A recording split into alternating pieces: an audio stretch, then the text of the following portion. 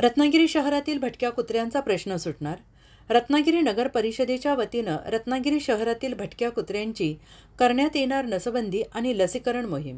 सुमारे 25 लाखांची करण्यात येणार तरतूद।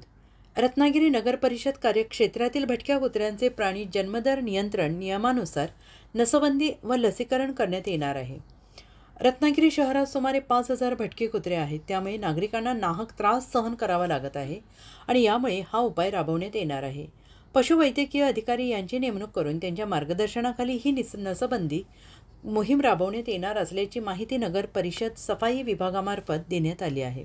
या उपक्रमाअंतर्गत भटक्या कुत्र्यांची नसबंदी, शस्त्रक्रिया, अँटी रेबीज वॅक्सिन आणि स्किनचे आजार यावर उपचार करण्यात येणार आहेत आणि यासाठी society for animal protection Kolhapur या संस्थेला काम सोपवण्यात आलेलं आहे।